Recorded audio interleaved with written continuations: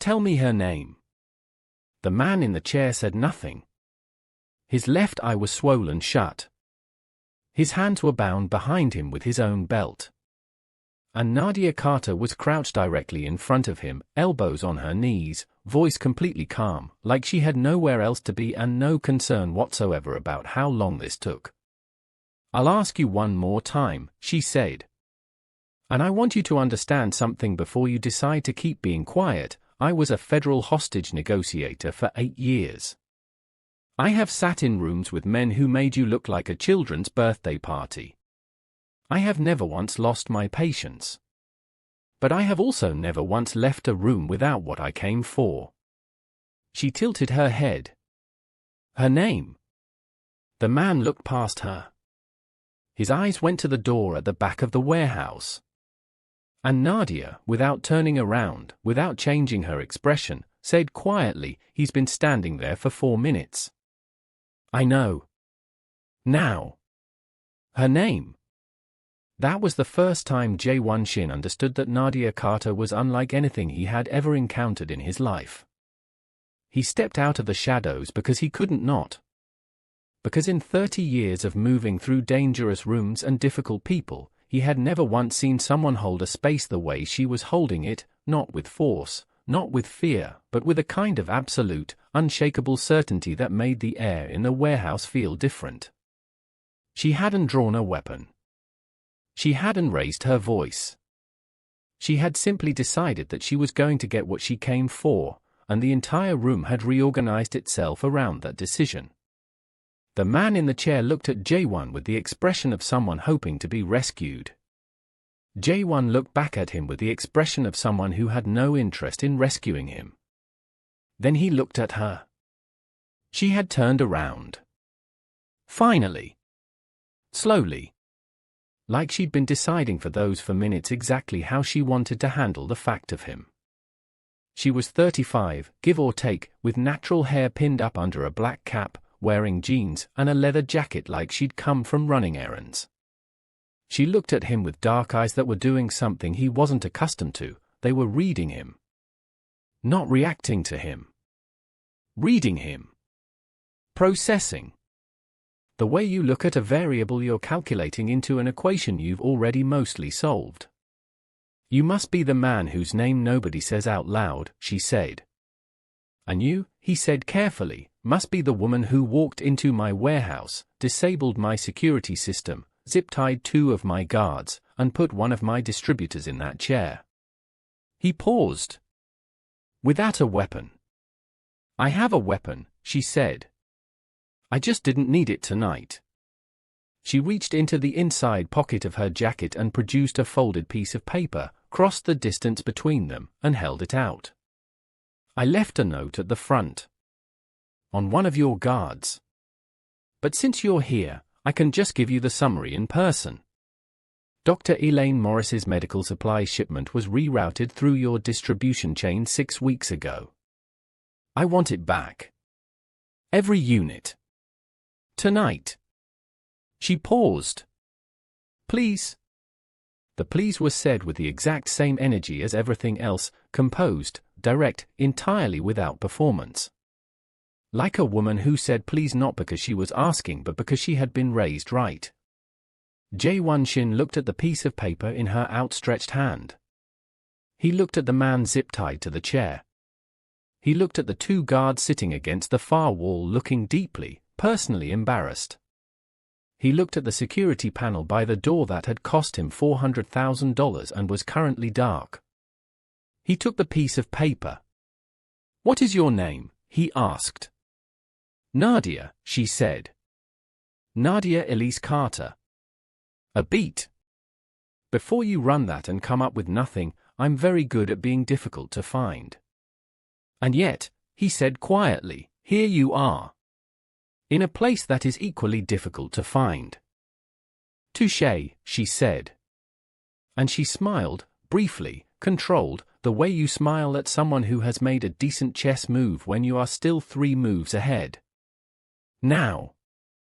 About those medical supplies." Jae-won Shin had been running the Shin organization for 11 years. He had sat across from presidents of companies, generals, crime lords, and heads of state. He had never been surprised. He was surprised now. And what she didn't know, standing in that warehouse with her chin up and her hand steady, having just dismantled his security and his composure in the same evening, was that Jae-won Shin had never once, in 11 years, gone back for a second meeting with anyone who wasn't essential to his operation. He went back 3 times. And by the 3rd time, nothing would ever be the same for either of them. Subscribe right now, because you are not going to want to miss where this goes. Let me take you back 6 months, because you need to understand who Nadia Carter was before Jae-won Shin walked out of the shadows and changed everything. Nadia was a crisis negotiator. Formerly with the FBI, 8 years in the hostage rescue and crisis negotiation unit before she left quietly, without fanfare, under circumstances her former colleagues still discussed in hushed tones. She'd saved 41 lives in active situations. She'd talked down armed men, desperate people, broken people. She'd walked into rooms that trained agents refused to enter. She left the bureau at 32 and went private. Not corporate security, not consulting, private, meaning she took cases nobody else would touch, for clients who needed somebody who operated in the uncomfortable space between legal and necessary. She worked for a woman named Dr. Elaine Morris who ran a chain of free clinics in Baltimore, Washington, D.C., and Philadelphia, clinics that served communities the healthcare system had largely abandoned. Nadia was Elaine's fixer. Her problem solver. Her person. She was, by every objective measure, extraordinary. She was also, by the standards of the people who loved her, deeply, quietly, stubbornly alone. Her mother brought it up every Thanksgiving. Her best friend Tasha brought it up every other Tuesday. Her cousin Devon brought it up at literally every family gathering until Nadia had stopped attending most of them. 35 years old and never been in a serious relationship, never brought anybody home, never let anybody close enough to matter. 45 men, at last count, had asked Nadia Carter out or expressed serious interest, and 45 men had received a polite, firm, unapologetic no. You have to give somebody a chance, Tasha told her once, sitting across from her in Nadia's apartment in Baltimore, nursing a glass of wine. I give everyone a chance, Nadia said without looking up from her case files. I just finish evaluating them very quickly. In 3 dates or less. Usually 1. Nadia. Tasha. Nadia looked up then, patient, a little tired in the way she always got when this conversation came up. I am genuinely happy. I'm doing work that matters. I'm not lonely. I just don't need what everyone tells me I should need. Tasha had looked at her for a long moment. You've built walls so high, baby, birds can't fly over them. Birds can fly over anything, Nadia said. That's the whole point of birds. But she'd said it a little too quickly, and Tasha had noticed, and neither of them mentioned it again that night. The truth Nadia didn't examine too carefully because she was very good at not examining things she didn't want to examine, was that she had loved someone, once. At 28. A man who seemed to see her, really see her, and who turned out to be using the access her FBI credentials gave him to run an insurance fraud operation across 3 states. When she'd realized it, she'd been the one to bring the case to her supervisor. She had sat across from the man she loved while he looked at her with something that was not quite hatred and not quite respect and said, I always knew you were too good at your job. She filed the report. He went to prison. She went back to work the next morning. She had not let anyone close since. Not because she was broken, she didn't believe she was broken. Because she was careful. Because she had learned, the hard way, that the people who were best at appearing safe were sometimes the most dangerous.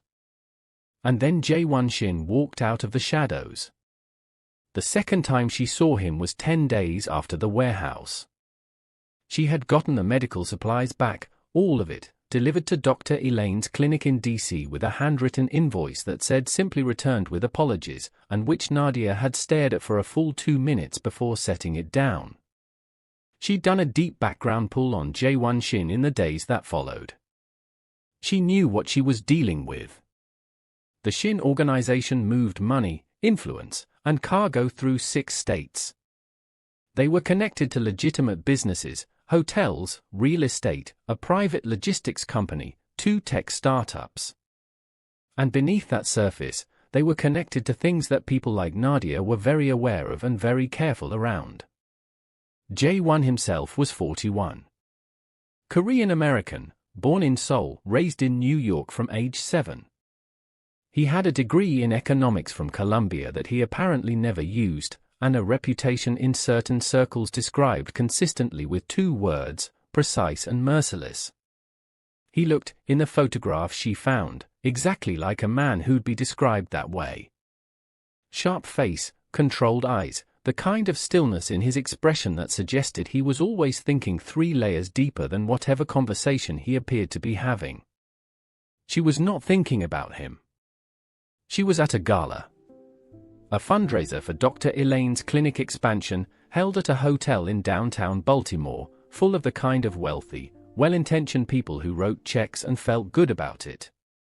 Nadia was there in her capacity as Elaine's most trusted person, wearing a deep burgundy dress that Tasha had picked out and that Nadia had accepted because sometimes it was easier to agree with Tasha than to fight her. She was standing near the bar, nursing a sparkling water, doing a quiet security sweep of the room out of professional habit, when she felt it, that specific prickling at the back of her neck that she'd learned over 8 years in the field meant someone was watching her. She turned. Jae-won Shin was across the room.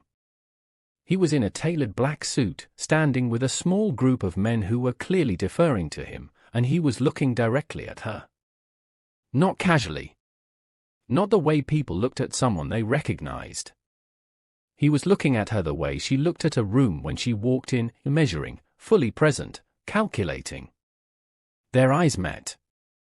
He excused himself from his group immediately and walked toward her, and Nadia, who had talked down armed men and walked into burning buildings and sat across from people who wanted her dead, felt something move in her chest that she did not immediately have a name for. "You're here," he said when he reached her. Not a greeting. An observation. "So are you," she replied. "This is a fundraiser for a medical clinic. I can explain why I'm here. I'm curious about you." "I donate," he said simply. "I have for 3 years." Anonymously. She looked at him. "To Dr. Elaine's clinic. She does important work." Nadia was quiet for a moment, recalibrating. "Your men were the ones who intercepted her supply shipment." "Yes." He didn't flinch. "That was a mistake by someone who made assumptions about cargo without checking with me first. He no longer works for me." "And the supplies were returned?" "They were." She studied him. "Why are you at this gala?" "The same reason you are." "And because," he said, and something shifted very slightly in his expression, not quite a smile, not quite anything she had a word for, "I wanted to see if you'd be here." The thing in her chest moved again. She did not acknowledge it. "That's a very candid answer. I find that with you, candor is probably more effective than strategy. That's a very calculated thing to say. I'm a very calculated person." He tilted his head slightly. "As are you." They stood there for a moment, the noise of the gala moving around them like a river around 2 rocks, and Nadia thought, "This man is dangerous." She knew it with the same certainty she knew anything. It wasn't the organization, wasn't his reputation, wasn't the cold eyes from his photographs. It was the way he was looking at her, like she was something he intended to understand completely. Like she was a problem he had already decided to solve. And the terrifying part, the part she filed away and did not look at directly, was that no part of her wanted to walk away from this conversation. "I have to get back," she said instead. Dr. Elaine needs me. Of course. He stepped back, giving her space instantly, and she noticed the way he didn't press, didn't lean in, didn't do any of the things men usually did when they wanted something. Nadia, he said, as she turned. She looked back.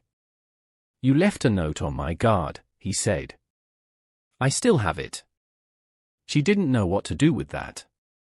So she walked away, and she did not look back again, and she told herself the warmth at the back of her neck was just the temperature of the room. It wasn't.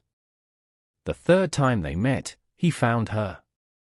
Not in a threatening way, and not surveillance, not a tale. He simply appeared at the coffee shop she used on Wednesday mornings, 3 blocks from her apartment, and sat down across from her at her table like they'd made an appointment. She looked up from her laptop. How did you find this place? You mentioned it, he said. At the gala.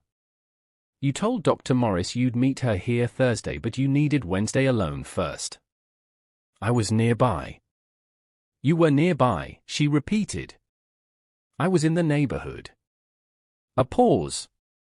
On business. At 7:15 in the morning. I keep early hours. Nadia looked at him for a long moment.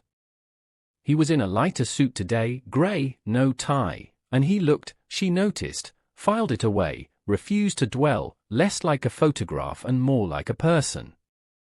Like someone who was, underneath everything, tired in a way he'd learned to carry without showing it. You could have called, she said. You didn't give me your number. Take the hint. I considered it, he said, genuinely. And then I decided I'd rather not. She almost laughed. It surprised her, the almost laugh, and she pressed her lips together to stop it. Mr. Shin. Jae-won. Mr. Shin, she repeated firmly. I know who you are. I know what you run. I know what that world looks like from the inside, and I know what it costs the people who get close to it. I am not interested. In me, he asked. Or in the world I run? Both. He was quiet for a moment. That's a fair answer, he said. I'm not asking you to be part of that world. I'm asking if I can buy you a coffee. You're already sitting at my table. True. But I haven't ordered yet. He flagged the server before she could object. What do you take? She stared at him. He looked back at her with an expression of absolute, infuriating patience. Like he had nowhere else to be and no concerns about how long this took. Oat milk latte, she said finally. No sugar. Something in his eyes changed, brief, warm, there and gone. Good choice, he said. They sat in that coffee shop for 2 hours. She did not mean to stay for 2 hours. She meant to stay for 20 minutes and then leave. But he asked her about her work, genuinely asked, not to flatter her, not to gather information, but with the specific attentiveness of someone who found the subject actually interesting, and she started talking, and then he started talking, and she found out that Jae-won Shin read obsessively, history mostly, and what he called books about systems, that he cooked Korean food badly and Italian food surprisingly well, that he'd had a dog named after a chess piece, Bishop, who had died 2 years ago and whose absence he mentioned only once, briefly, and then redirected from, in a way that told her it still hurt. She found out that he was funny. Dry, understated, the kind of funny that landed sideways and made her want to smile before she caught herself. She found out that when he listened with his whole attention, and that being listened to by Jae-won Shin was like stepping into a spotlight that was somehow also warm. She walked out of that coffee shop and went home and sat on her couch and said out loud, to no one, no. Absolutely not. But she was already thinking about the way he'd said her name. Stay with me, because this is where everything changes. Because while Nadia was sitting on her couch arguing with herself about a man she wasn't going to think about, something was already in motion that she didn't know about. Something set in motion before she ever walked into that warehouse, before she ever heard the name Jae-won Shin. Something that would, within 30 days, put her life in danger and force her to question every assumption she had about the world she thought she understood. There was a woman named Soo-yeon Park. Soo-yeon was 43, a financial architect, a polite name for someone who built money laundering infrastructure that kept certain organizations running, and she had worked adjacent to the Shin organization for 6 years without ever working directly with Jae-won. She worked through intermediaries. She was invisible. She was extremely good at being invisible. She was also, as of 8 months ago, working for someone who wanted Jae-won Shin destroyed. Not arrested. Not removed from power. Destroyed, specifically and completely, in a way that couldn't be traced back to a competitor. The kind of destruction that required finding the right pressure point and pressing until everything collapsed. The right pressure point, Soo-yeon had determined after months of observation, was whatever Jae-won Shin found irreplaceable. He replaced everything. People, positions, loyalties, he held them loosely, used them cleanly, let them go without sentiment. He was not a man made vulnerable through possessions or money or pride. She'd watched him absorb losses that would have broken other men and continue operating without visible disruption. But then there was the warehouse incident. The woman who had walked in alone and walked out with his full cooperation. The gala. The coffee shop, and yes, Soo-yeon had people watching, not Nadia but Jae-won, and the coffee shop had been noted with great interest. Jae-won Shin, in 11 years, had never once gone back for a second meeting with anyone who wasn't essential to his operation. He had now seen this woman 3 times. Soo-yeon filed this information away with the careful attention of someone who knew that the right lever, applied at the right moment, could move the heaviest weight. She began to learn everything there was to know about Nadia Carter. The 4th time Nadia and Jae-won were in the same room, it wasn't a meeting. It was an emergency. Dr. Elaine called Nadia at 11:30 on a Wednesday night, and Nadia could hear it immediately, the specific quality of controlled panic in Elaine's voice that meant something had gone seriously wrong. The clinic, Elaine said. Someone broke in. Baltimore location. They didn't take anything but, Nadia, they went through my files. Patient records. Donor records. Everything. Nadia was already out of bed, already moving. Did you call the police? Not yet. I needed to call you first. Good. Don't call anyone else yet. I'm coming. She got to the clinic in 18 minutes. The security system had been disabled professionally, not smashed, not shorted, cleanly bypassed in a way that required significant technical skill. The files had been accessed digitally and physically. Someone had been through Elaine's physical donor archive as well as the clinic's servers. They'd been neat about it. They hadn't wanted to announce themselves. This wasn't a robbery. It was research. Nadia was standing in the middle of Elaine's office running scenarios in her head when her phone buzzed. Unknown number. She answered. The breach at the clinic, said Jae-won Shin's voice. I heard about it 20 minutes ago. She was briefly speechless. Then, how? I have people in certain police bands. A security system with that specific signature going down in that neighborhood flags to me regardless of the location. A pause. I didn't know it was your clinic until I ran the address. It's not my clinic. You know what I mean. She did. She pressed her hand flat against Dr. Elaine's desk and thought for 2 seconds. Why are you calling me? Because whoever did this is not random. The bypass technique is from a very specific school of entry, professional, European trained. I've seen it 3 times in the last 2 years, and each time it preceded something larger. His voice was quiet, careful, stripped of everything except information. I think you need to know that. Who are they? I don't know yet. I'm finding out. A beat. Are you there now? Yes. Is Dr. Morris there? Yes. Stay until I call you back. Don't move either of you to a secondary location yet. If they're watching, that'll signal that you found something worth protecting. A pause. Can you do that? Nadia looked around the clinic, Elaine standing in the doorway looking pale, the darkness outside the windows, the careful professional neatness of whoever had been there before them. She thought about 45 men she'd said no to. She thought about walls high enough that birds couldn't fly over. I can do that, she said. He called back in 40 minutes with a name she didn't recognize and a detailed enough picture of the situation that she couldn't dismiss it.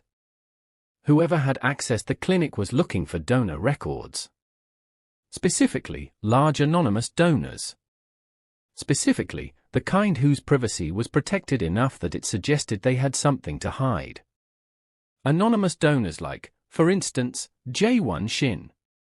They're not coming after the clinic, Jae-won said. They're coming after me. Through you. The words landed in Nadia's chest like a stone in still water, and the ripples moved outward in every direction. Through me, she repeated. Someone is watching me. Someone has identified you as a proximity target, someone I have contact with. His voice was even, but she'd learned in 3 meetings to listen to the negative space in it, the things he wasn't saying, the places where the evenness was a little more controlled than usual. Nadia. I am sorry. I was not careful enough about being seen with you.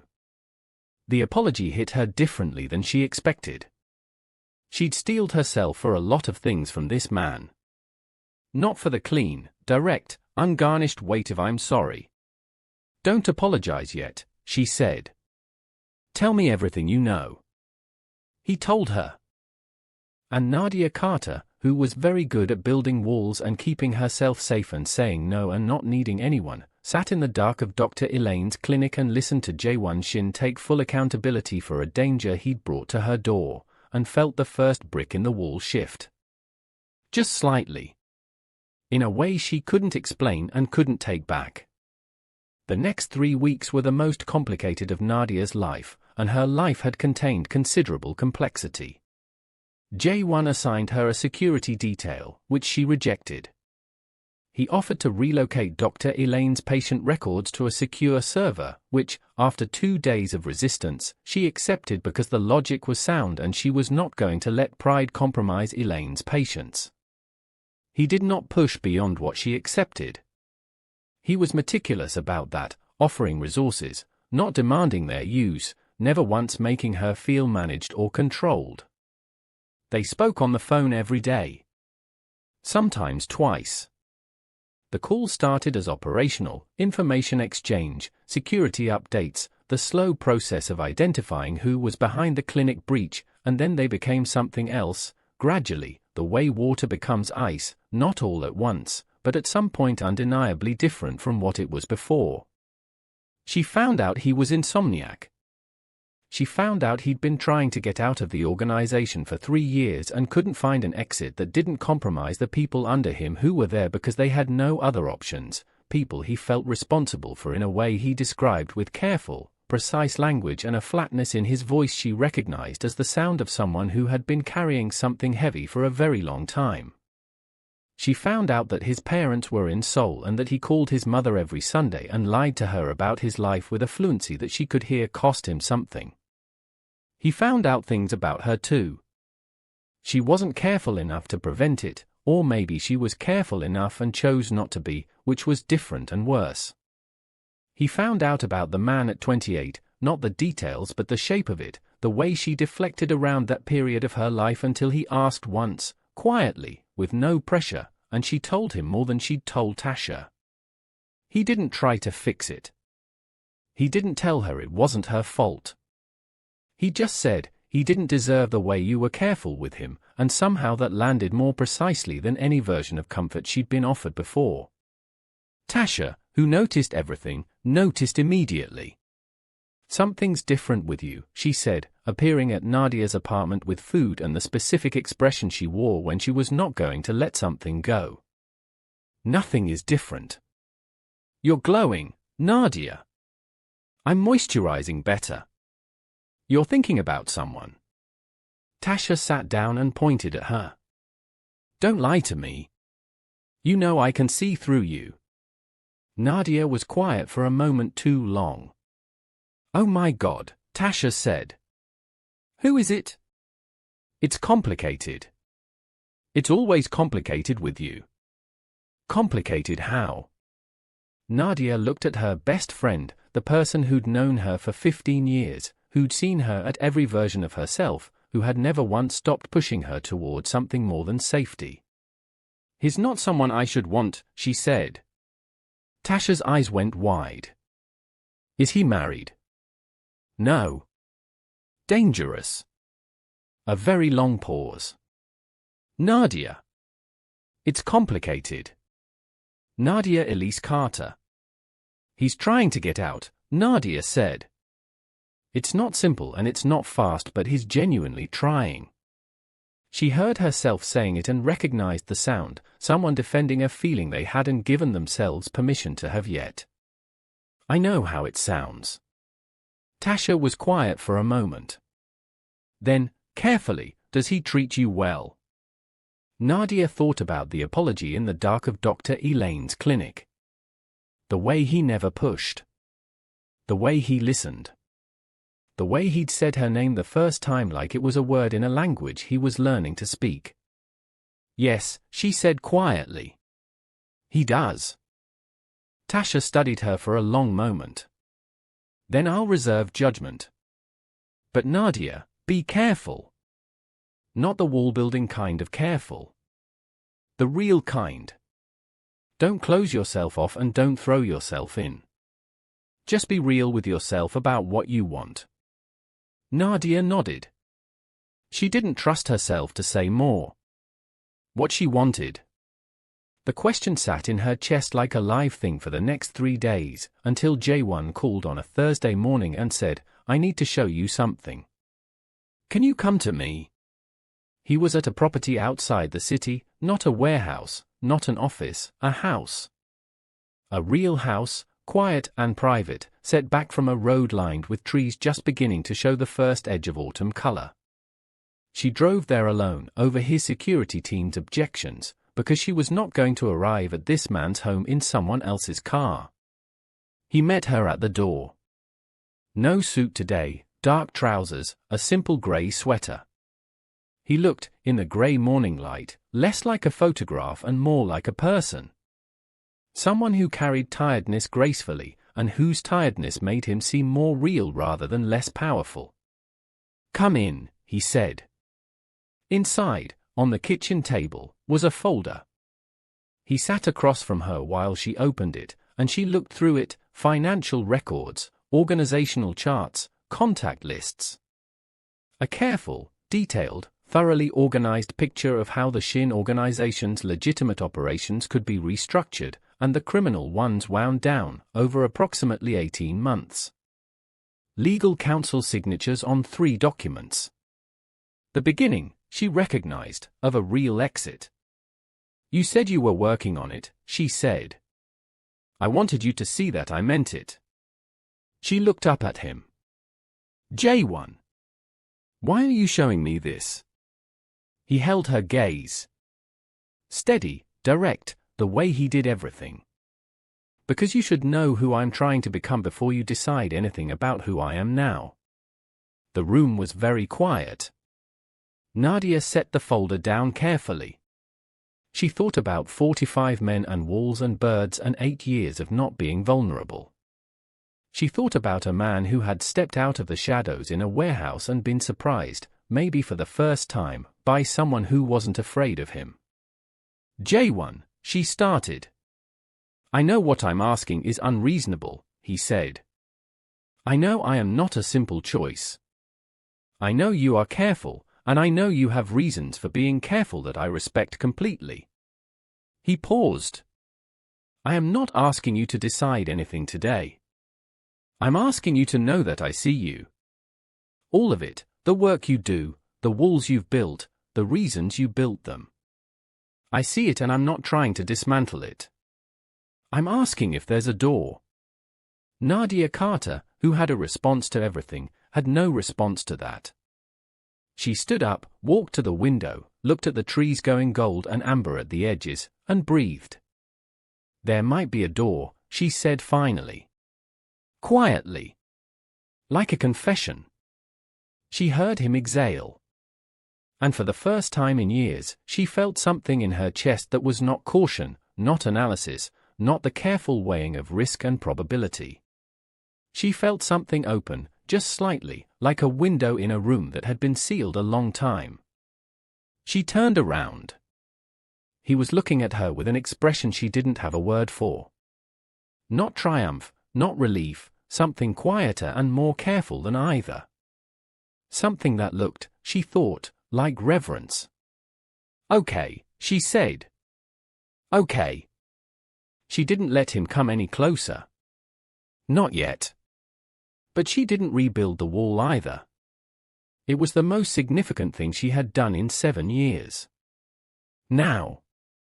If you're hooked on this story, hit subscribe right now. Episode 2 drops this Friday, and what happens next will break your heart before it puts it back together. You do not want to miss it. The next 2 weeks were careful and slow in the way that only new, fragile, necessary things are. They had dinner 3 times, real dinners, not operational meetings, at the house outside the city where she felt, somehow, more at ease than she expected. He cooked. She was skeptical until she wasn't, because it turned out his Italian food was exactly as good as he'd claimed, and the act of sitting across a table from someone who'd gone to the trouble of actually cooking was doing something to her defenses that she hadn't anticipated. He did not rush her. He did not press for more than she offered. He was, with her, entirely unlike the man described in the intelligence files, not soft, she wouldn't say soft, but present. Careful. Like she was something worth taking time with. She caught herself one evening watching him at the stove with a wooden spoon, arguing mildly with himself in Korean about the timing of something, and she thought, I am in serious trouble. And then she thought, good. It was the Thursday of the second week when the thing she didn't know about became the thing that destroyed everything. She got to the house at 7 for dinner. The lights were on. The front door was slightly open, and Nadia, who had been trained to notice exactly this kind of thing, went still on the front steps. She did not go in. She went around the side of the house, found the blind spot in the external camera she'd memorized weeks ago out of pure professional habit, and looked through the kitchen window. Jae-won was there. Standing at the kitchen island, not cooking. Standing very still. Across from him was a woman Nadia had never seen, elegant, Korean, 40s, dressed in a dark coat like she'd come from somewhere formal. They were speaking in Korean, low and intense, and even through the glass Nadia could read the body language. This was not a friendly conversation. This was a negotiation. A confrontation. Both. Nadia's training pulled her to stay, watch, assess. Her training was also what allowed her to lip-read enough Korean to get fragments. She'd picked up more than she'd admitted working cases with Korean-American communities in Baltimore. She got enough. She got the clinic. She got used her without knowing. She got, you will end it or she becomes a problem. And she got the last thing the woman said before she turned to leave, said it looking directly toward the window where Nadia stood in the dark, which meant she knew Nadia was there, which meant this entire moment had been staged for Nadia to witness, and what the woman said was, she was never safe. And you knew it when you started. The woman left. Jae-won stood alone in the kitchen and pressed both hands flat on the island and bowed his head. Nadia walked away from the window. She got in her car. She drove for 40 minutes without knowing where she was going, and when she stopped she was parked outside Dr. Elaine's clinic, and she sat there in the dark and didn't cry because she never cried, and thought, used her without knowing. Without knowing. That phrase was the pivot on which everything balanced. She ran it again. The warehouse, her showing up for a reason entirely unrelated to him. The gala, a genuine coincidence that he had then acted on. The coffee shop, he'd come to her. Every point of contact had been initiated by one of them genuinely, as far as she could reconstruct. She had no evidence that he had manufactured any of it. But the woman had said she was never safe. And you knew it when you started. When you started. Not when she showed up. Not when you first met. When you started, implying something that existed before. Implying that there was something about Nadia that he had known, or known about, before the warehouse. Her phone buzzed. Jae-won. She stared at his name on the screen for a long time. She answered. She said nothing. She waited. You were outside the window, he said. Not a question. Yes. Silence. Then, how much did you hear? Enough. She kept her voice even. Controlled. Professional. The voice she used when she needed to not feel what she was feeling. Who is that woman? Her name is Soo-yeon Park. She is someone I have a complicated history with. She is also, as of recently, working for someone who wants to use you to get to me. His voice was careful, deliberate, and she could hear in it the same evenness she recognized from herself, someone managing something at significant internal cost. She came to warn me. Or to threaten me. Both, probably. She said I was never safe. Silence. Jae-won. Her voice was still even. Before the warehouse. Before I walked in that night. Did you know who I was? The silence that followed was exactly 4 seconds long. She counted. For seconds in Jae-won Shin's vocabulary, she had learned, was the equivalent of a full confession. I had a file on Dr. Elaine Morris, he said. She was on a list of people who donated to certain community organizations that my organization also had ties to.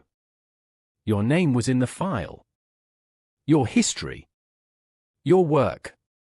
A pause. I knew your name before you walked into that warehouse. The world did not collapse. It shifted. Rearranged itself around this new weight. You knew who I was, she said. Yes. When you stepped out of the shadows. Yes. When you came to the gala. A longer pause. The gala was not calculated, he said, and his voice had changed, stripped of the evenness, something underneath it that sounded raw. Nadia, I need you to understand. Did you plan any of it? No. The word was immediate, absolute, the most unguarded she'd ever heard him. I knew your name. I knew your file. When you walked into that warehouse I recognized you. But nothing that happened after that was planned. The gala, I went because something made me want to see you again, and I am not a man who acts on that, and I did anyway. The coffee shop, I was in the neighborhood on actual business, and I sat down at your table because I was not capable of walking past you, which has never happened to me before in my life. A pause, shorter this time. I know how it looks. I know the knowing is a contamination. I'm not asking you to dismiss that. I'm asking you to hear that the man you've been having dinner with, the man who told you about Bishop and his mother and the exit plan, that was not a file. That was me. Nadia sat in the dark outside the clinic she'd been protecting for 3 years and held the phone and did not speak for a long time. I need time, she said finally. I know. I need you to not contact me for a few days. I understand. Jae-won. She paused. The woman. Soo-yeon. Who sent her? Who's coming after you? A beat. Someone I thought was handled 2 years ago. Someone who apparently was not. His voice hardened at the edges. I will deal with it. If it touches the clinic. It won't, he said immediately. I will make sure it doesn't. She believed him. That was the most frightening part. She believed him, and she didn't know what to do with believing someone she should have every reason not to trust. A few days, she said. I'll wait, he said simply. Like it wasn't a sacrifice. Like it was just the obvious next thing. She ended the call and sat in the car until the city went very quiet around her, and thought about doors. She took 4 days. She talked to nobody except Tasha, and she didn't tell Tasha everything, just the shape of it. Found out he knew who I was before we met. And Tasha was quiet for a long time before saying, "What does your gut say?" "My gut is compromised," Nadia said. "I have feelings for him." "That compromises the analysis." "No," Tasha said. "Your gut is your gut. The feelings don't cancel it out, they're part of the data." "What does it say?" Nadia was quiet. "It says he's telling the truth about the file and it says the rest was real." Then, Tasha said carefully, "The question is whether the file changes what the rest was." She spent 4 days with that question. She went back to the beginning. She examined every conversation, every interaction, every moment for the fingerprints of calculation, and she found nothing. Or not nothing, she found that every moment she'd noted as genuine, held up. The apology in the clinic. The coffee shop. The exit plan on the kitchen table. The cooking and the insomnia and the dog named Bishop. The way he said her name. None of it had the texture of a performance. She was a trained crisis negotiator. She had spent years reading people under extreme pressure, identifying deception in its most sophisticated forms.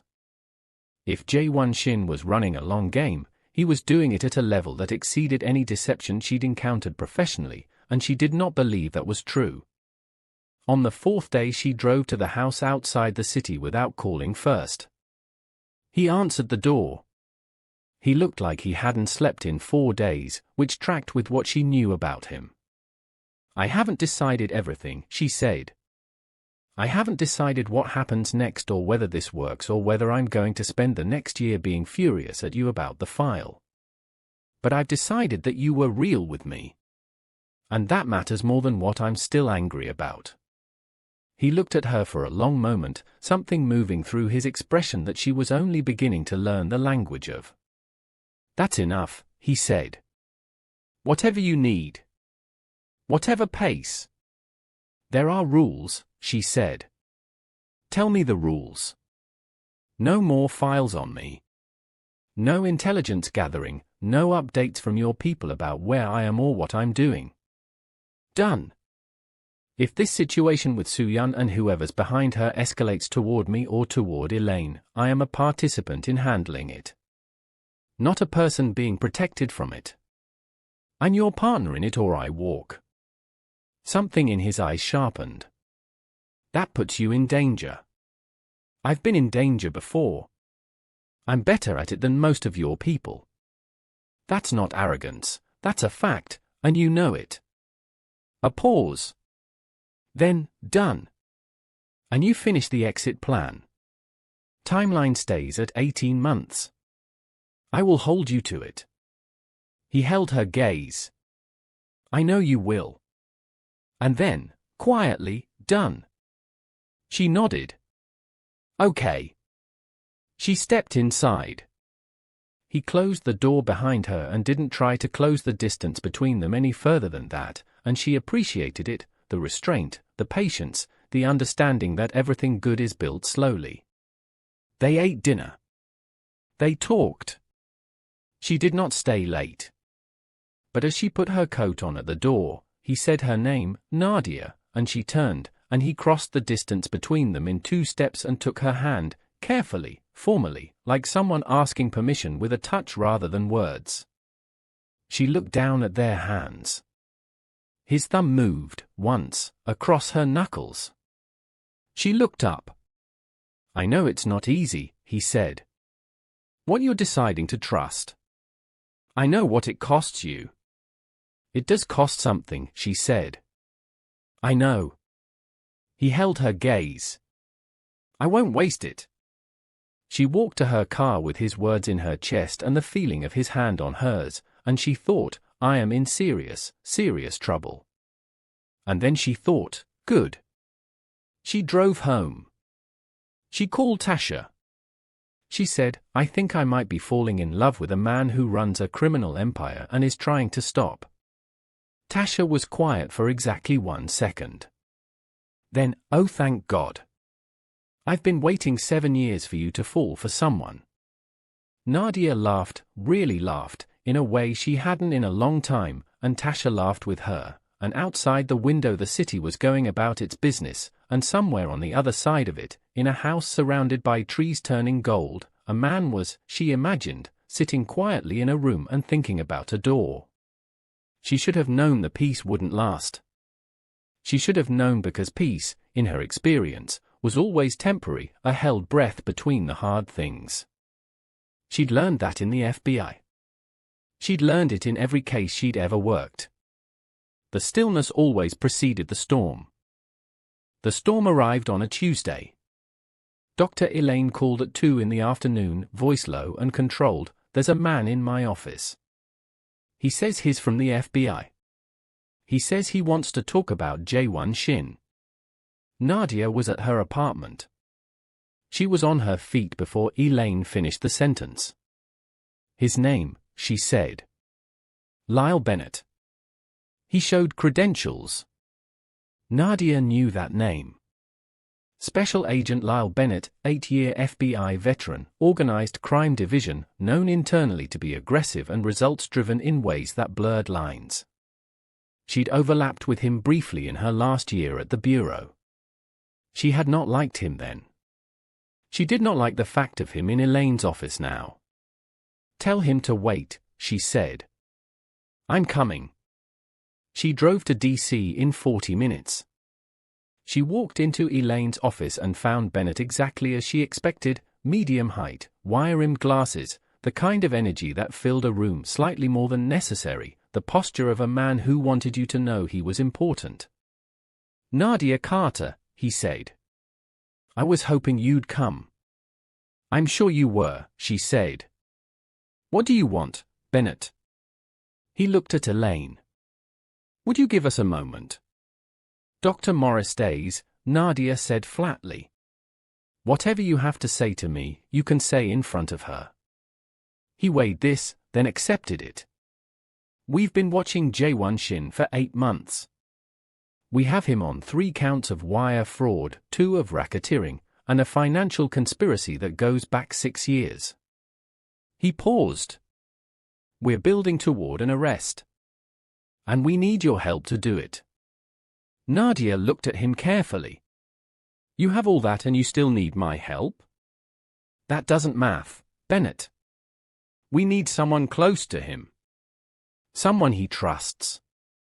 He met her eyes. We know about the meetings. The house. We know you have access. The room was very quiet. You want me to wear a wire, she said. We want your testimony. Corroborating evidence from someone with your credibility and your history. You want me to burn him, Nadia said. Simply. No heat, just the fact of it. I want you to do the right thing. I know you. You spent 8 years doing the right thing. Whatever he's told you, whatever he's made you feel, this man runs a criminal organization. He is not your friend. Nadia looked at Bennett for a long moment. She thought about the exit plan on the kitchen table. The 18-month timeline. The legal counsel signatures. The dog named Bishop. The way he said her name. She thought about for seconds of silence. I need time to consider it, she said. Bennett left his card. He left with the particular energy of a man who believed he'd already won, and Nadia sat in Elaine's office after he was gone and stared at nothing. Nadia, Elaine said softly. Give me a minute. She took 3. Then she picked up her phone and called Jae-won. He answered immediately. Nadia. Bennett came to see me, she said. FBI. Organized crime. He wants me to cooperate with their case against you. A pause. Jae-won. I need to know something, and I need you to tell me the truth even if the truth is bad. Ask me, he said immediately. No hesitation. The wire fraud. The racketeering. Is it real? For seconds. Some of it, he said. She closed her eyes. It's from before, he said. Before the exit plan. Before you. His voice was measured, but she could hear the weight under it.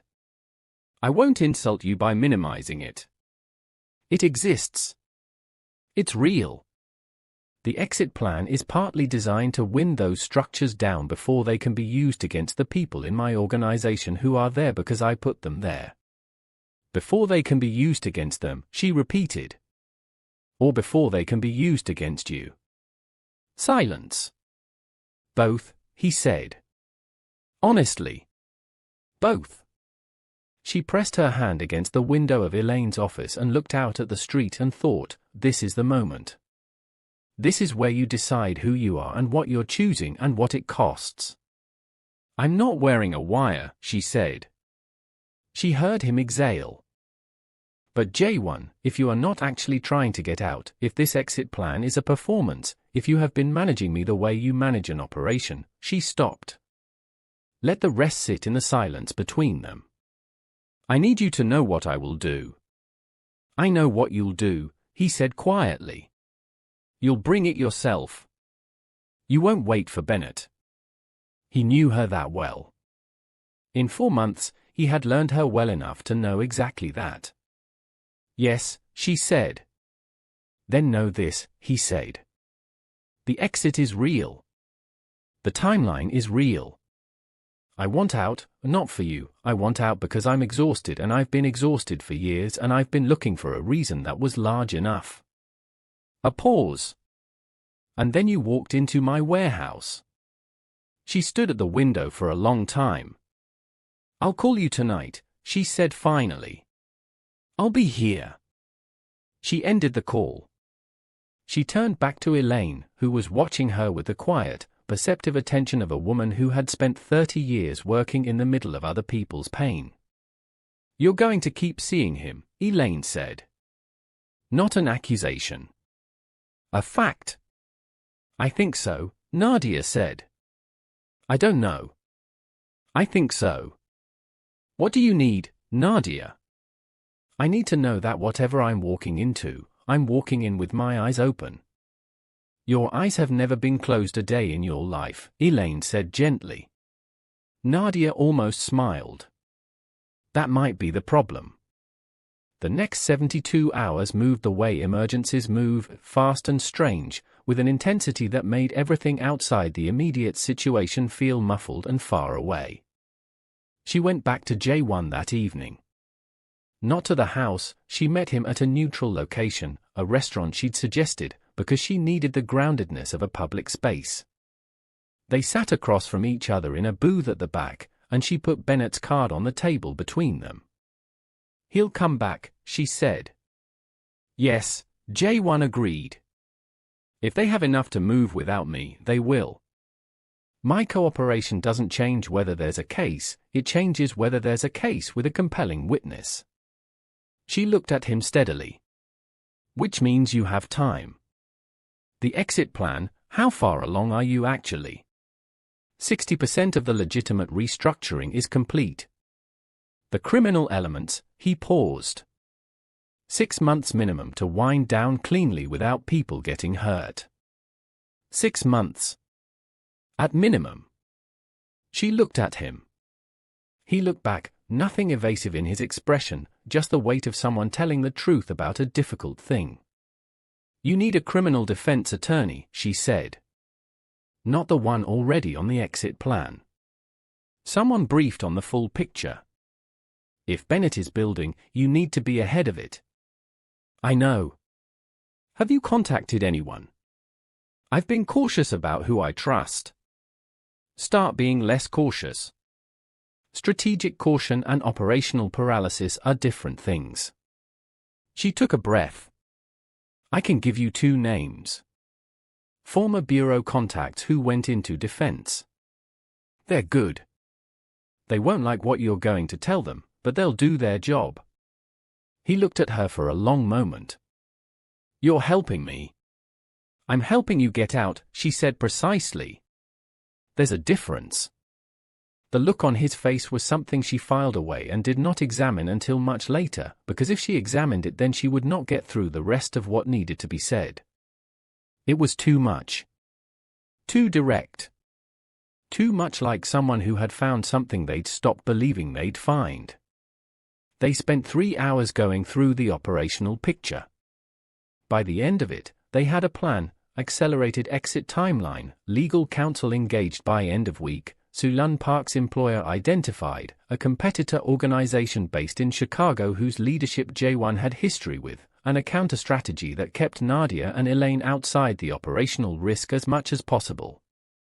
Walking out, he stopped her at the door. Not by touching her, just by saying her name, and she turned. Thank you, he said. Don't thank me yet, she said. This gets harder before it gets easier. I know. A pause. I'm glad it's harder with you than easy alone. She walked to her car with that in her chest, and she thought, I'm not falling anymore. I've already fallen. The only question is what the landing looks like. 3 days later, Sulan Park made her move. Nadia was at home when she got the message, not a call, a message, delivered through a channel that told her immediately it was professional. A digital drop, the kind used by people who knew what they were doing. The message contained 2 things, a photograph and a sentence. The photograph was of Jae-won. Recent, she could tell by the context, and it showed him in a meeting with 2 men she recognized from the intelligence Jae-won had shared with her. Men connected to the Chicago organization.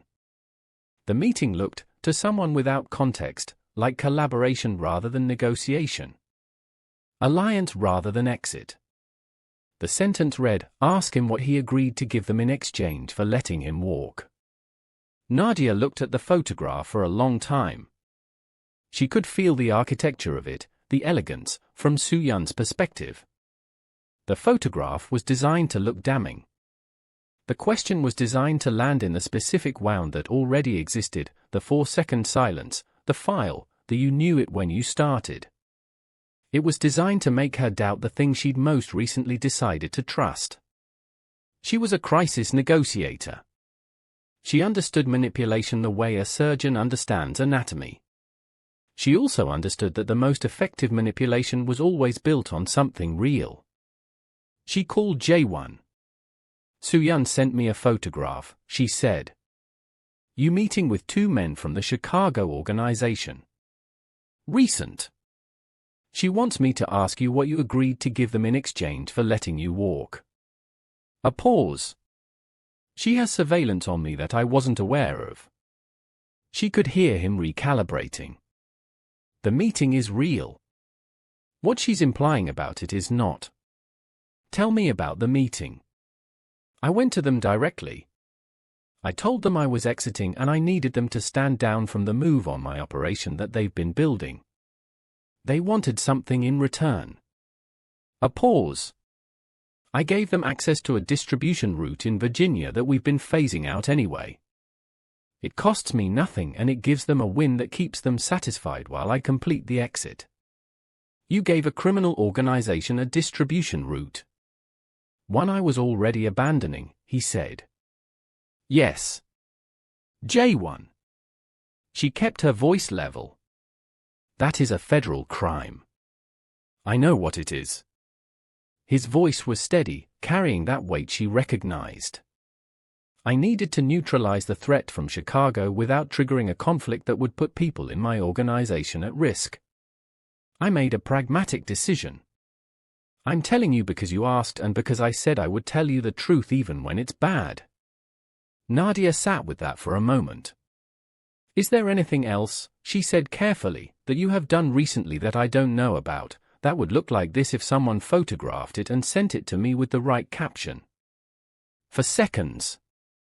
There might be one other thing, he said. The floor dropped out of her chest. Tell me, she said. Not on the phone, he said. Come to me. Please. She drove to the house outside the city in a silence that was so complete she could hear her own heartbeat. She thought about walls and doors and what it cost to open them. She thought about the man who had said I won't waste it. She thought about 8 years of being careful and 3 months of being real, and she thought, if this is the thing that breaks it, I need to know now. Before I'm in any deeper. Before the fall becomes a crash. She pulled into the driveway. The trees were fully gold and amber now, the last of summer gone, and the house had its lights on, and it looked, in the early autumn dark, like a place where someone lived. She sat in the car for a moment. Then she got out, walked up the steps, and knocked. He opened the door and he was already reading her face with that complete attention, and whatever he saw there, the controlled fear, the held breath of someone bracing for impact, made something in his expression shift into something she could only call honest. Come in, he said quietly. I'll tell you everything. She stepped inside.